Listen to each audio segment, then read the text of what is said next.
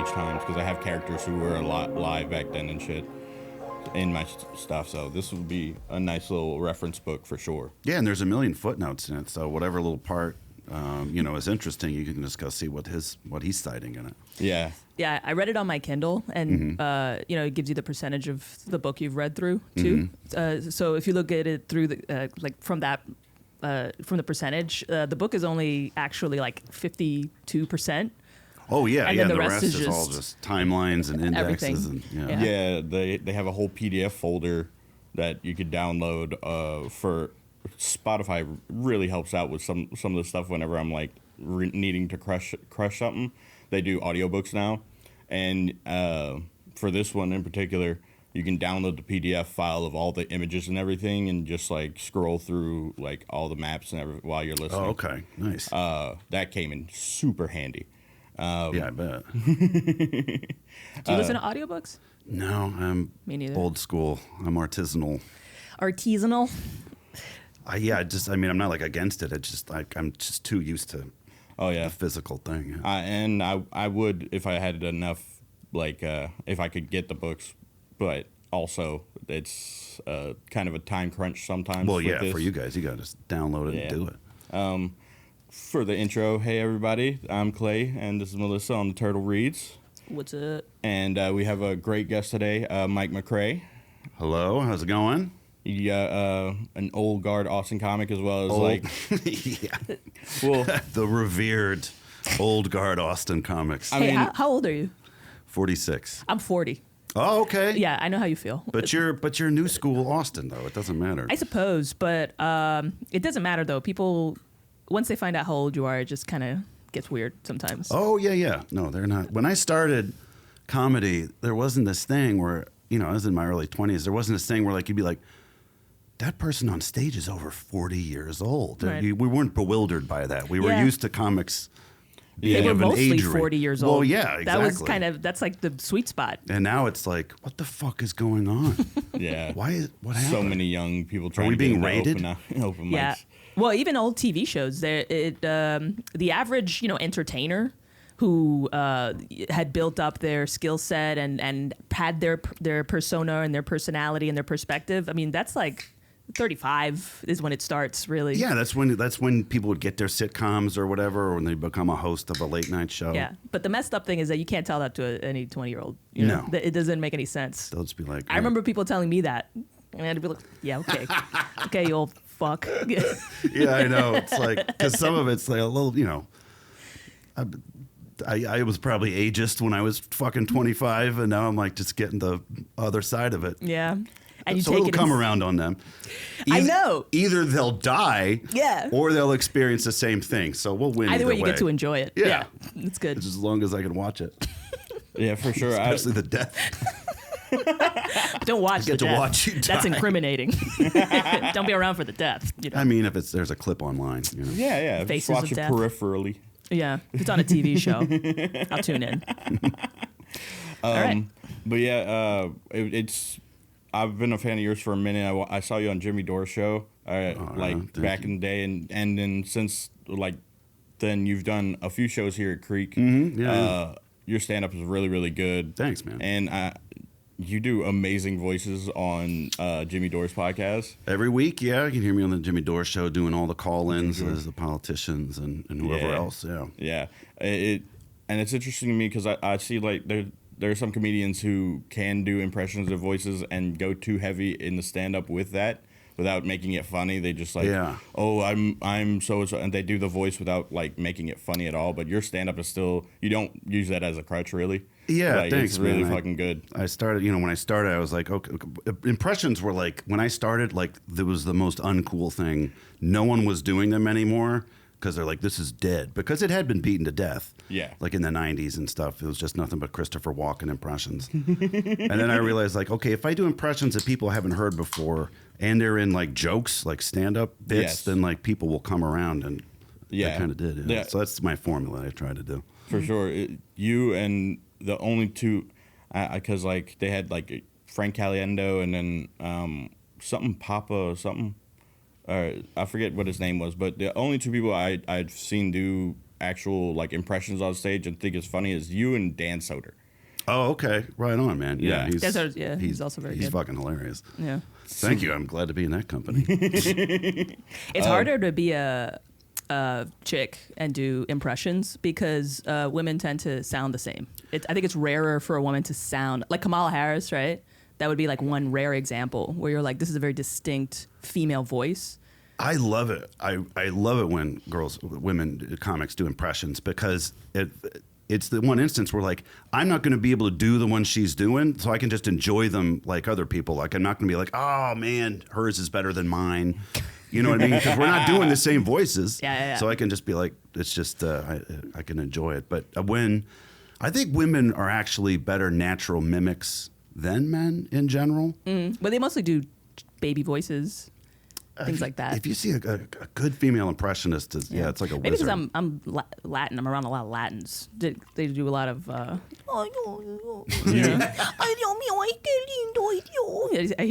hear that a Wait, lot. do you mean just Latin women in general? Just, or people in general. It's just constant. And especially in South America, there's this weird trend where the women love to sound like the more like a baby, the better. Almost like it's sexier there, or at least they think it is. You know? Women are crazy. I know this. I know it because I am it. But it's like they're just...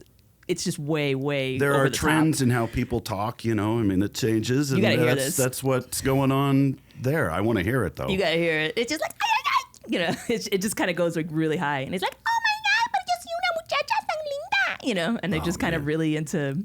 Like the higher, the better. Yeah, I'm kind of digging this actually. I don't see what the problem is. I mean, I guess you could type in Latin woman baby voice, but you're just gonna end up with porn. So yeah. Either way, I guess that's kind of a win. Certainly It's a win-win category. situation. Yeah, that's like when you look up clowns and you take the safety search off.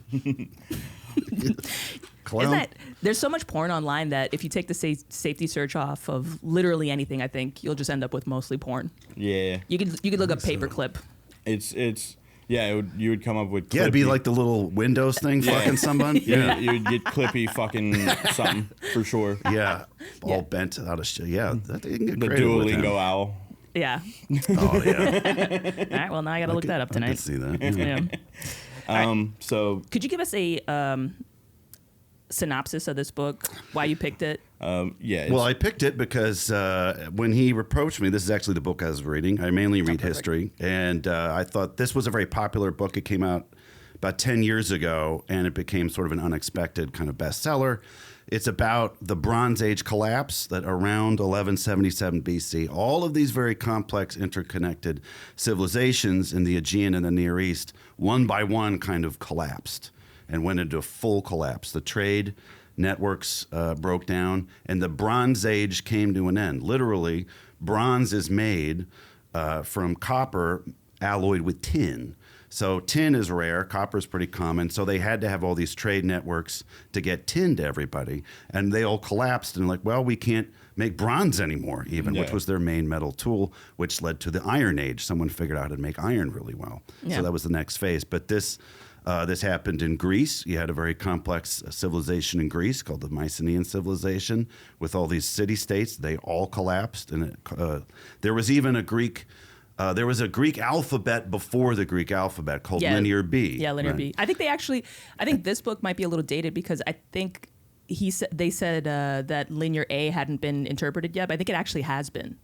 Oh. Within the span of those 10 years. I believe that might be the case. Well, I'd be very, because they assumed that Linear A is the language that the Minoans spoke, so a pre-Greek language. I'd be very interested. That would be great. Yeah, I'll verify that. If I find it, I'll send you something. Okay. But yeah, it's really interesting. But Linear B has definitely been deciphered, and some genius so that like this is an early form of the Greek language. Yeah. But and then that went away. The knowledge of how to read and write in Greece disappeared for 400 years until they borrowed the Phoenician alphabet, and that gave us the Greek alphabet we have. So just all around the world, or this part of the world, you just see this sort of zeroing out of civilizations, and it's been a mystery for 100, 150 years, and in the past 30 or so years, because of advances in archaeology, they've sort of come to understand this a lot better even than when I was in school. So that's why the book is interesting. Yeah, it was. And it says a lot about how civilizations can collapse, which is always kind of relevant. It's never not relevant. Do you think this global, what do they call it, supply chain network, do you think that's kind of on the brink of collapse? It certainly seems that way. It seems wobbly, at least. Yeah. And I mean, and that's one of the things that, climate change and the breakdown of the supply chain is basically what kind of led to this situation. So you read it, you're like, domino effect of like all the climate, external wars or conflicts, internal conflicts, that pretty much all that stuff is happening right now, and it's just like which one is going to knock over first to start the domino effect that they talk about, I don't feel it feels more like Jenga. Yeah, we are kind of just poking somebody's gonna at pull it. Except Jenga, it takes 300 years to build the tower back up. Yeah, exactly. Yeah, that's what they don't do. Maybe we could just make the top half fall and the bottom half be fine. It's not gonna happen. The Houthi rebels are gonna fucking shoot down an Amazon drone. They're the sea peoples. They're the sea peoples. Yeah, I was saying every time they said sea peoples in the book, I couldn't help but think of Atlanteans. Oh yeah, people from Atlantis. And I'm just like, it's such a romantic idea. It doesn't say it wasn't Atlanteans. Yeah, it doesn't say they were anything. It said they're from the sea. But then they also said that they might not even have really been a thing, and that's kind of. I can see why there's a lot. I mean, the book was like, oh, there's a misinformation, but I think it's just that people want to believe it's so bad because it's so badass. I know. It's Who like the Mad fuck Max. are the sea peoples? They collapsed to civilization, which when I was in college, that was basically the only explanation they had. Yeah. They're like, the sea peoples did it. Like, who are they? Yeah. We don't know. They're probably still saying that on the Discovery Channel. Oh yeah, they're behind. And it does make it like more romantic because like I was listening to it at one point and he was describing like how a skeleton was in the doorway of a ruin, and so they're like, oh, this was probably by earthquakes, but these people over here, they seem like they were strangled and stuff. Yeah. So and it was like true crime, but like history edition, but thousands of years old. And I'm like, oh, this makes it way more romantic to be like these people were strangled over here, and yeah. I don't know, is it romantic? Horrific. Or more of a romantic feel than be like, oh, they just died of drought. Yo, but it's so gnarly, man. They don't, first of all, some of those cities were destroyed. They're still not quite sure whether it was an earthquake or an invasion, right? So we don't even know that yet. But whatever did happen was messed up. I mean, it was like, the stonemasonry was just fucking fused together. Yeah, from like melted the stone or something like that. That blew my mind. I mean, you imagine being trapped in that, and then just bronze arrowheads everywhere, and just people's heads crushed in. In Troy, where the Troy 7A layer, like that was definitely invaded and destroyed. Yeah, and what sticks out to me is like, as opposed to like the fall of Rome, which is kind of an overblown scenario in most people's minds. Like people during their own lifetime back then clearly were like, civilization is collapsing. Yeah. Like they knew it was happening in real time. See the smoke in the distance. Yeah, like, okay, there's 8 cities burning I can see here. Yeah. There's sea peoples. Like they knew that their shit was over. Yeah. Yeah. That kind of that's what's creepiest to me. Yeah. It just must have felt so. I was reading, because I read this book on Minoan religious artifacts, and it was like an anthropologist trying to piece that together. And I think his name is Karalfi or something like that. But he was like contemporary with Nietzsche. And they were all these classicists, and speculating about. But Nietzsche was going this one direction, but he was trying to go the other direction and kind of analyze all these artifacts. And the Minoans were the ones I like. They got the goddess with the tits out and the snake ladies, like a Britney Spears, right? Yeah, just kind of like at a halftime show, just coming down a mountain. And the Minoans were I forgot what I was gonna say about that. Liz, can I ask you? Oh, sorry. What I was just going to say was he kind of spun this narrative, which was interesting, where he was like, if you look at their artwork and their religious iconography, psychologically you could interpret this. I mean, these people were living in almost like a constant state of an acid trip because they didn't know anything, and they kind of constantly felt like there was just an eye watching them in the sky, and they would do like flips on bowls to like show off and all this stuff, right?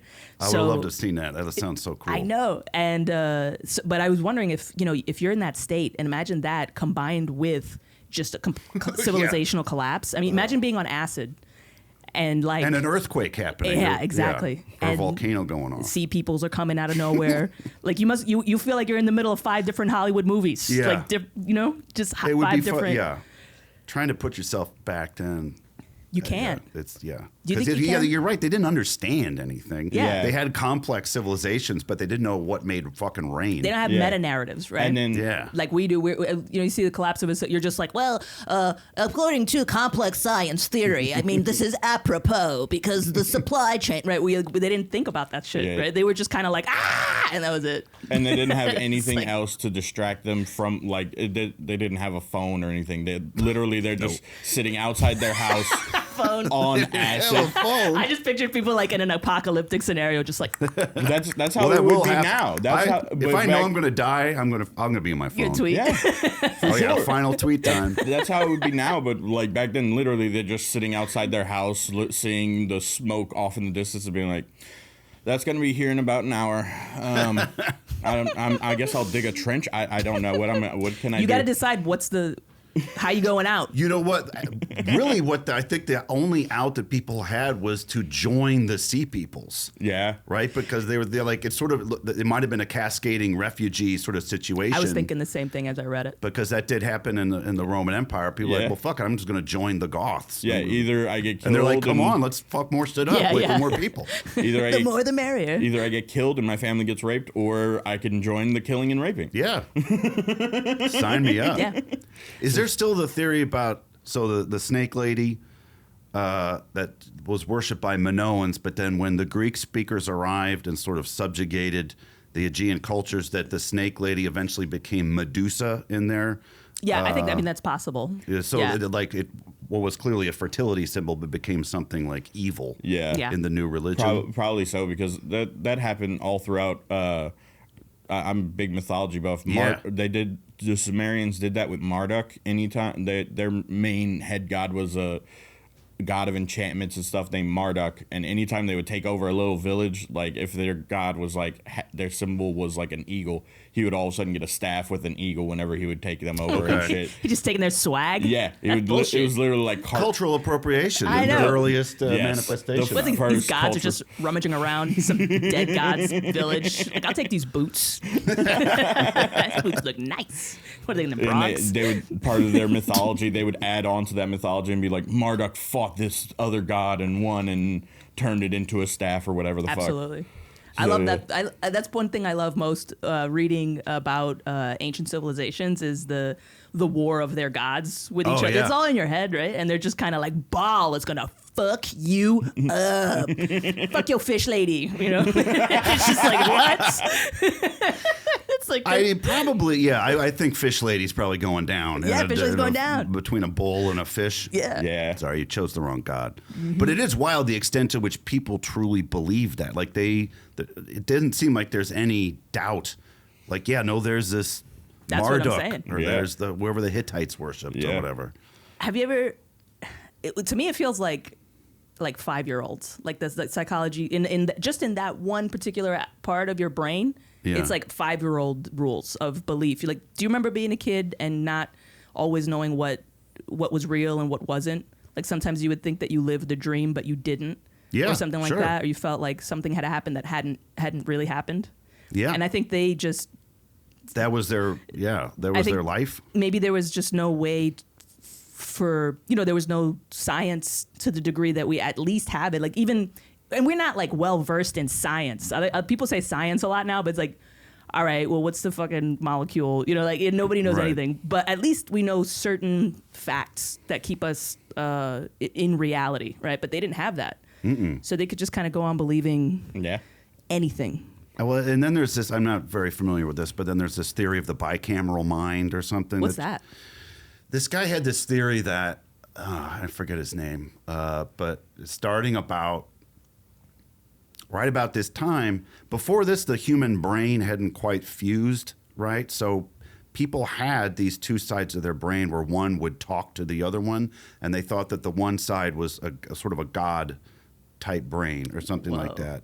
And that was sort of the basis of early religions. That's interesting. Look up bicameral mind. and it'll come up or whatever. But yeah, it's a very controversial theory. My high school English teacher taught it as if it was fact, and I don't think That's hilarious. We came up with this in about 1177 BC, but we're still going to teach that. Yeah. So it's I always interesting. I always thought the right and left brain thing was weird because I don't even know if that's like really thought of as like a true thing anymore. You don't hear that much about it, and it was never doctors or anything that said that. It was just like your aunt. And a lot of TV shows are like, oh yeah, the right brain controls this side, and it's like, all right. Well, it's a great literary device. It's it's just a kind of I don't know. I don't want to have a left. It was usually an excuse, like I'm just really left-brained or whatever. Well, now people are just like, I'm just so ADD. Right now, they found a new thing to fucking blame it on. I'm so OCD. I'm autistic. It's like, no, you're not. All right. You're just an asshole. Stolen valor. Oh, I had just shown you that article. Apparently, they found a 4,000-year-old labyrinth on the island of Crete, where the Minotaur was supposed to be. Well, the Minoans, that's kind of where they get their name, because they didn't call themselves Minoans. Right. Yeah. They were they were called that by an archaeologist who just named them after King Minos, which is the Minotaur guy. Arthur Evans, I think. So yes. They think they found the actual spot now. Like this was 3 days ago. The article was put out that the actual place where the labyrinth was supposed to be. Yeah. And there's like a sacrificial. The center of it is just filled with bones of like animals where it was probably their sacrificial And they just spot. discovered this? Yeah. Like, this is insane. I know. I can't believe That's it. why, like I was saying before you got here, like that's why this period is so interesting, because they keep finding shit. Yeah. Like we keep learning more about it because they keep digging more shit up. Like it's not like done. Yeah. Like you're not going to discover more archaeological facts about like the Civil War or whatever. Yeah. But you go back that far, like we're still learning. Yeah. And what it probably was is just a guy who owned like a stuffed bull head, and they had him run the rituals in that place. This is Clay's thinking of. It's Yeah. like, what could it Well, what most was the likely be? What was the bit like someone fucked a bull and then she gave birth to Yeah. Well, that was the myth is that. Right. Yeah, And yeah. do you know the myth? That's what I'm trying to remember. It was the queen fell in love. Well, she was made to fall in love with Was some like Idamena or some like something like stud that? of a bull. Yeah, and God cursed her with getting the hots for a bull. Yeah. And she convinced the same guy that built the maze to actually build her Daedalus. a bull, like a cow, like a wooden cow. Yeah. So Right. Oh, yeah. she climbed into that's like a glory. That's like the first glory hole. Yeah. Right. And it's the horniest shit. yeah, man. and she climbs into it, and I guess presses her butt against the Sure. hole, right? And then the rest is history. Yeah. And that this- was she And had so a- was her ass. She had a half breed. that was Daedalus, the father of Icarus, who built the bull. Yeah. And, Okay, all right. Yeah. He But- it was the first bestiality glory hole, but Greek mythology was That we know I of. hope the That we know last. of. What are we talking about? But- Yeah, like a grand tradition was just started by that. Greek mythology was full of bestiality. Zeus fucked many women as a goose. Yeah, dude. It was all over the place. Yeah. Every pretty much every god had an animal it would turn into to fuck humans. I mean, anything. The Jupiter, I think, turned himself into a golden shower and just fell on a woman. Yeah. They just got her pregnant. I love that stuff. No. It's people God- believed that stuff. Yeah. It was God great. sex is so creative. Yeah, but the Minos one, that was the same book I was talking about. That's also interesting because it could mean anything. Like this maze could mean anything. I mean, it could have been a deformed child, right? That's like the common one, right? Okay, He was yeah. born to- and then the king was just like, she fucked a cow. Yeah, That's it's her latch. fault. Yeah. Well, the Just like, woman put would this guy away. obviously be blamed for Yeah. a deformed Take the fall. child. Sure, yeah. And then they just put him in the maze, and that's kind of what the story is. And then that book also suggested some other stuff, like how the Greeks have that spiral square pattern. Well, that actually comes from the Minoans, right? Okay, and that's yeah. from the maze. That's Okay. like a representation of it, and supposedly they think that it might have been the like dance steps, actually, like some kind of spiritual escaping of the maze, and you would follow that pattern with your feet, and it would be like this whole ritual. Oh, fucking Like cool, women man. would dance around and all that stuff. And if you misstep, there's my fantasy brain would be like, and if you misstep, there's a trap. You get fucked by a bull. That's your punishment. Yeah, you fall through a hole in the floor, and there's a bull that fucks you. Yeah. That's why they got the bull dancing thing, just to avoid getting fucked by the bull. Like that's why they got so good at it. You just got a bull with a boner next to you. You're like, Yeah, don't mess up. You'll get good at that too if your bull is trying to fuck you. You'll become quite the gymnast. Except for that one girl that likes it. She's Yeah, like, I just have 2 left feet. I'll just walk myself over. You don't have to escort me. Didn't make the cut. It's like the Dallas cheerleaders. All right, you're out. You purposely got fucked by the bull. I love all the dirty shit that's in Greek myth because I like Norse mythology a lot. But the difference is Norse mythology was not written down until after the advent of Christianity in Scandinavia, as opposed to Greek mythology, which was written down by the believers. So the Norse stuff definitely got censored. So there was probably all sorts of that kind of shit in Norse, but we'll just never really know about it. Have you checked out Neil Gaiman's Norse mythology book? No. Oh, he went and found some of those old, like, the dirty versions of the poetic Eddas and shit. Really? One of them was the story of Odin stealing the poet's mead from one of the frost giants, and as he's flying away in the form of an eagle, the frost giant follows him in the form of an eagle, and he had swallowed all of the poetic mead. And he sharts out a little bit onto the frost giant's face as he's flying away. Oh shit! And they call that the jester's mead. Odin. It's people who think they're funny, but they're not. It's a divine. We'll have to check that out. Yeah. The divine book of scatology. That one was really good. He also he made it clear that describing the gods accurately, like Thor was asshole redhead, like dumbass. Oh yeah, and an asshole literally just kicks a goblin into a fire just because he's feeling perturbed. Oh yeah, and he was the most popular god. Yeah, that of the guy always gets people. the girl. I think that's kind of we that definitely fucking iconicized him or whatever the fuck in modern culture with Marvel and shit. But it's like, no, he was an asshole. Yeah, he was a half a retard and an asshole. He couldn't control his temper. Yeah, and that's why they played him for comedy, even in Norse mythology. It's like, that's why they gave him a weapon that he could call back, because if he would get mad, he would throw his sword over the horizon. Right. Damn, what a tantrum. Yeah. Oh, you know what? One thing that they mentioned in that book that I'm glad they did, and I wish we could. I mean, this one or this one. Yeah. 1177.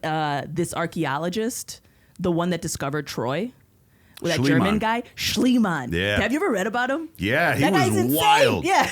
Did you read about that guy? Dude, I'm trying to remember. He married a Greek woman. Yeah. And then he fucking found the jewelry that he found in like Mycenae. He adorned her with it. Yeah. Like, and he said, these are Helen of Troy's. Yeah. Like, he just assumed everything was Trojan. Like, this belonged to Helen of Troy. You wear it. Yeah. So he had this like huge fantasy about, and apparently he kind of fucked up the archaeology he initially. fucked up everything. They hated Like, him. he found Troy though, so he Yeah. gets credit for that. But like, he apparently fucking did it all wrong. He's basically like if Thor was an archaeologist, right? It's like, because he would just go and just be like, some bones. There must be stuff under here. Let's blow it up, you know. And then just the archaeologist is like, oh my god, no! You know, and he's just like whacking away at everything, and he just fucked up everything. Just to get to that jewelry, and then he found that gold mask, and he was like, I have gazed upon the face of Agamemnon. and it's like, you don't know that. It was 400 years older than Agamemnon would have been. It's like he did find an insanely precious object, but he just made the wrong assumption about it. That's hilarious. He made up everything about this. These early dudes fucked up. Like, they had to spend a century to try to like clean up their mess. Yeah. I one part of it where somebody mistranslated one of Ramses' name, and they translated it to Ozymandias, which now is like in Watchmen. Was that because of a shit. translation? Yeah. This Okay. person just mistranslated a tablet that said Ramses into Ozymandias somehow. And now that's like in Watchmen and shit. Yeah. And I always thought that was like a really old king or some shit. And It comes from a poem. Okay. Yeah. Right? Yeah, the poem Shelley or something. Yeah, Percy Shelley. And, yeah. I think he just took that name, I think, from I'm not sure the origin of it, but I mean, it's famous because of the poem. It's inspired from Ramses the Third. Okay. And whatever the mistranslation was, but yeah, it's a short poem, but it's a great poem. Yeah, I do know it. Also a good no. Damn. Well, I mean, I've read it, but like I know. it was the also the name of the second to last episode of Breaking Bad. Was it really? Remember yeah? It was I don't remember the names of the episodes. It was just that one that everyone like remembered the name of it because of because it sounded cool. Yeah. It does sound cool. It may be a mistranslation, but it sounds cool. Ozymandias. Definitely. There's a lot of names like that where I wonder where like the actual like Mephistopheles. Oh yeah. Like that kind of shit. I'm always like, what? Is that real, or was that just somebody like, oh, I'm gonna make a cool name for myself in history? Do you know the origin of your name? What region of the world it's from? Me? Yeah. No, mine's just dirt. I'm clay. It's not that. It's not just dirt. It comes from something. I'm Cajun. I don't know what it is, but it does. I know you're Cajun. I know you got Cajun pride. I know you're from Louisiana. You make a fucking amazing crawfish étouffée. I've been hearing about this. Yeah, it's delicious. Yeah. I'm not. I don't have any Cajun pride. I'm just saying I'm a mutt. I'm the mixture of a bunch of different cultures that like I don't even know how far it goes back. But your name is well, Clay's probably a last name that became a first name, right? I would guess. No, that would sound right. Our last name was Bork, and then look, Clay origin Old English clag of West Germanic origin, related to the Dutch clay. It's to cleave and climb. So I don't know what your ancestors were doing. They're something pretty cool though, or I guess it's not your ancestors. That Sounds like they were mountaineers or something. Yeah, cleaving and climbing. My parents definitely didn't think that hard about it. They went into. I was the fourth kid. They went into a baby book and they're like, this one. And they didn't get past C. No. Yeah.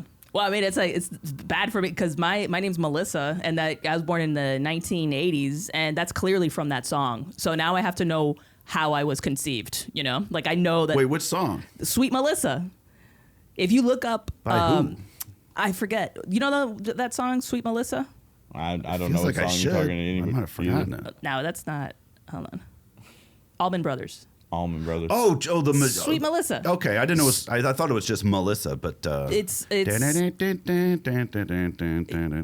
released in 1972. Oh, if you look at popular names for babies, Melissa right after that song comes out just goes. You think you were named after that song? Yeah. Okay, that makes sense. Come on. There's no coincidences in this world. Okay. It's the only explanation.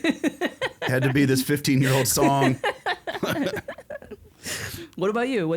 Do you know your origin of your name? My background's Scottish and other things. Oh, really? Oh, I love Robert Burns. That's my favorite. Oh, yeah? Favorite poet. Yeah.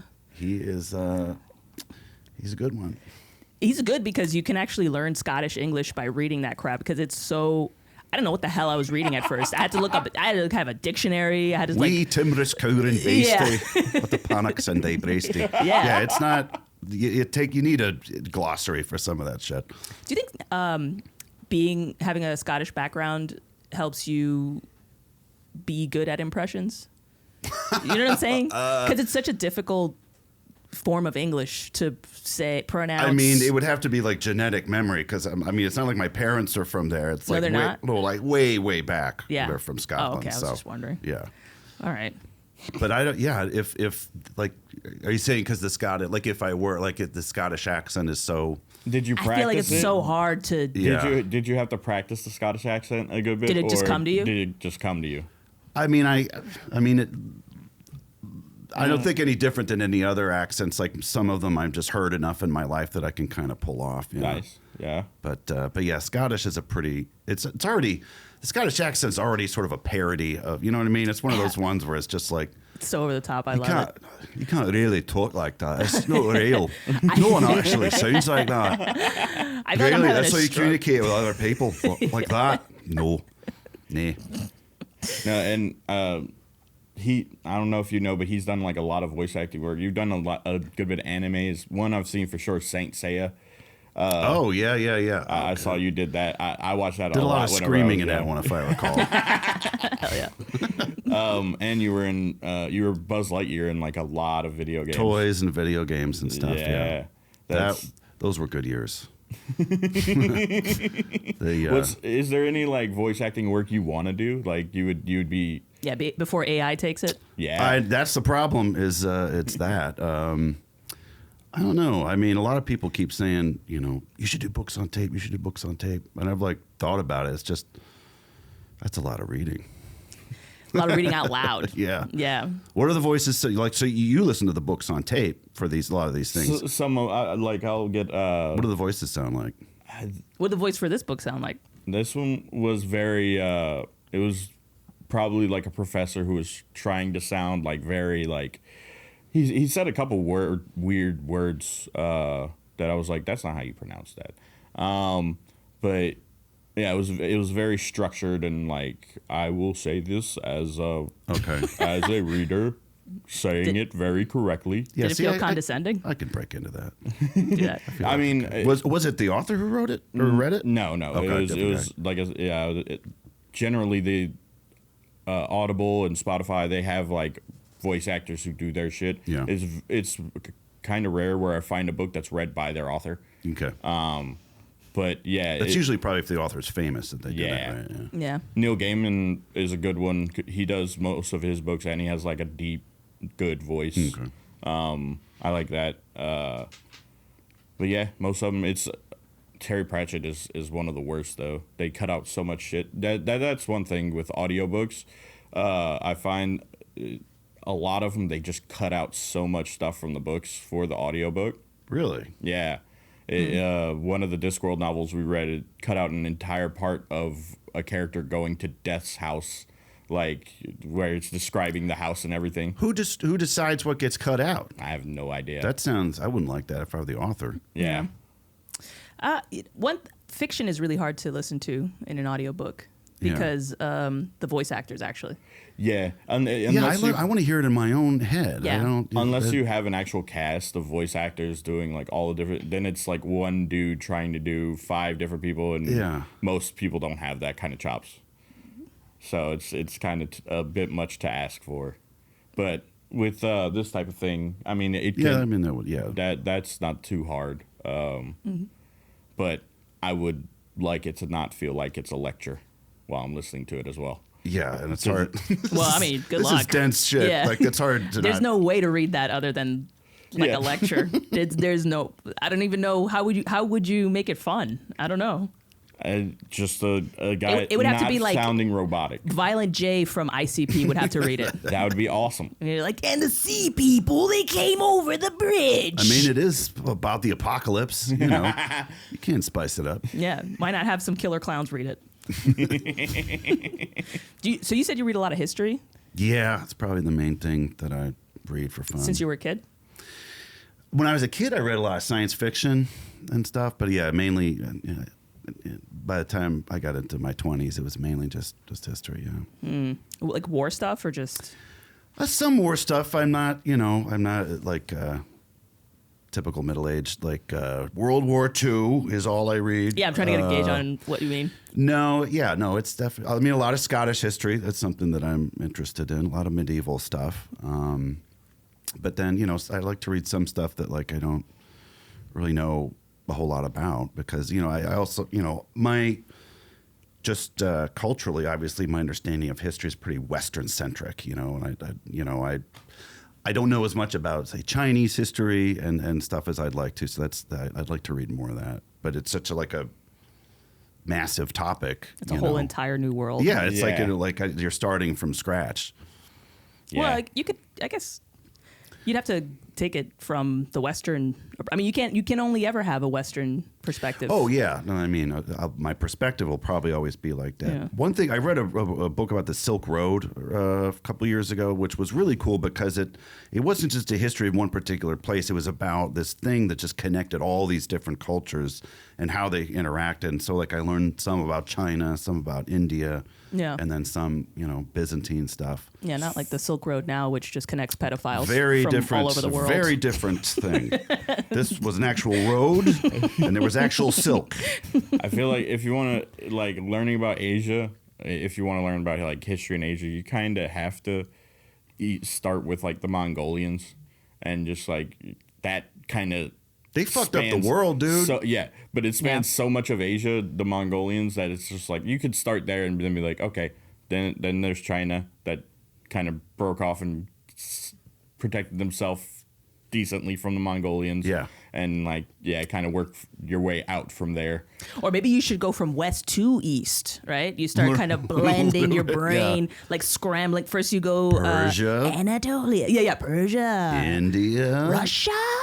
Yeah. And by then you're just kind of, you're eating fucking gefilte fish, right? Like you're ready to go to the next furthest east. I think that's the way to do it. Yeah. Kind of deal. So yeah, if you just jump right to China, it's like Whiplash. It's too different. It's like Whiplash, yeah. Russian history is weird because it's not. It's Russian history. like you think it's Europe, but it's kind of not. It isn't. Once you read it, yeah. I actually want to read more Russian literature. I've been meaning to. I read about Stalin and the gulags and all that stuff, and I read Gulag Archipelago, and all that. But he references so many authors that sound so good, and I mean there's the obvious ones too, like Dostoevsky, but.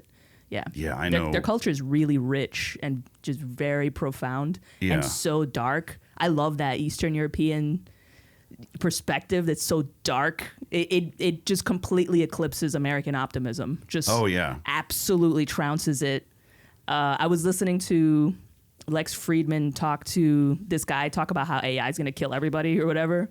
And Lex Friedman was just like, I think, except Russians. Yeah, exactly. Except the Russians, right? Conveniently. The ones who survive. Yeah. And he's just like, Lex Friedman's like, no, I think, this is what he always says. He's like, I think, really what we have to do is love each other, if we really kind of discover that the humanity in it. And this other guy's just like, good luck. That's just basically it. Yeah, dude. Yeah. They are. Yeah, they're and I know next to nothing about the literature, but the music from Russia and the Soviet Union, the classical music, it's like, okay, that's their soul. That's what that sounds like. It's pretty cool, which I assume the books would be similar to that. You ever heard Vysotsky? Vysotsky? I don't think so. He was this Russian singer. Oh, okay. And singer-songwriter. So he was a guitar, right? Okay. Very, very good. But he had this gravelly voice, and it was just in Russian, like that. And it was just great. I'll send you a link, actually. Was he like 20th century? Like what? Yeah, he was kind of latter half of the Stalinist era. Oh, okay. Or just Soviet Union, really. And he was just... everything about his life was just very Russian, like to the point where he was like a drug addicted alcoholic, and his friends are just like, he needs to sleep it off, and he's just like, he just kind of kept going. With bears, like those videos. Just doing that. Look at this Russian on Instagram. They have one of my favorite sculptors. I took architectural design in college. Cool. One of my favorite sculptors, Stanislav Zukowski. He was Russian who like escaped communist Russia like back in the day, came to America and like hid. And then this dude who was taking sculpture, he found out that his next door neighbor was Stanislav Zukowski at one point, and they have a documentary on Netflix. But like his work is dark, but like very similar to like Greek or Roman kind of sculptures, where it's like really long elongated people holding up a pillar and stuff. And my favorite one is just a hand like coming up, like cut off here, and eagles on the fingertips of the hand coming up and stuff. It looks so cool. But whenever you watch the documentary, it's like he talks about how it was like early, like people started having like mental, like not kind of autistic type thing, where he would sit in class and literally carve his pencil into different shapes and stuff, and the teachers were like, just old school Russia, they're like, what the fuck are you doing? beat the shit out of him. And beat the shit out of him and shit. And I made pencils in the Soviet Union. Yeah, I know. You don't they're not toys. You need them. I kind of get it. I get it. It's messed up, but I get it. The Eastern European shit, even mythology, they had Chernobog and Bialobog is their two main gods, and they're basically twin brothers, light and dark. Okay. That their life is all just black and white. Either it's life or death. Yeah. That's how they beat the Nazis, man. They did, basically. Soviet Union. Yeah. I mean, we need to, you got to be fucking... But they were allied with them for a while before that. Well, Stalin was. Yeah, that's true. And then, apparently there's a story that I don't know if it's true or not, but like when Hitler invaded, like it was out of nowhere. Yeah. They weren't expecting it. And then like word got to the fucking palace or whatever. And then someone had to go tell Stalin, Hitler just invaded the Soviet Union. And he did. And then Stalin ordered that dude to be executed, who told him that. Because he's like, there's no way that Hitler has invaded us. That's inconceivable. So whatever this is a coup of some kind. This is a power grab. Yeah. So at the last minute, other people came in. It's like, no. Like, no, it's happening. But that's how, like, this may be apocryphal, but, that's how unbelievable it was to Stalin that Hitler would have invaded them. That's how unprepared, I guess, they were. Yeah. I mean, that makes sense. At that point, Russia had a decent military, and they were allied as much as you can be. That would be hilarious. Just being like, I would like Hitler invaded us, man. This is fucking wild. This is crazy, man. Think of like I didn't think he was gonna do it, but he fucking did, dude. It's like Pineapple Express running the Soviet Union. Yeah, imagine Putin being like somebody coming to him and being like, "Oh, China just invaded," and him being like, "Yeah, nah, no way." I think it was basically kill what this it was guy. like. What the fuck are you doing? I'll tell you one thing I found out before is that the only person that Stalin apparently was afraid of was his mom. Oh, that's a psychology right there. Yeah. I know exactly who that dude is. And his mom would talk shit about him all the time. He put her away in some house or whatever, and she would just be there like, he sucks. Oh my god, he's a loser. His mom was That like some Long explains Island fucking drunk, everything. she's The old babushka. should have never had you. Yeah. Well, I hate to do this, guys, but yeah, I we gotta, gotta go. I gotta bounce, Hard man. out. Gotcha, This has been a lot of fun, though. And what's your Instagram? You want have anything else you want to plug? You can just hear me every week on the Jimmy Dore Show, occasionally on Howard Stern. But yeah, follow me at Instagram, Mike MacRae online, MacRae. Cool, Melissa. Melissa Diaz, number 4, letter U on Instagram. Awesome, and my name is Mud9210 on Instagram. And watch all the shows on Creek and Cave Studios. They're all hilarious. And we'll see y'all next time. Later. Bye.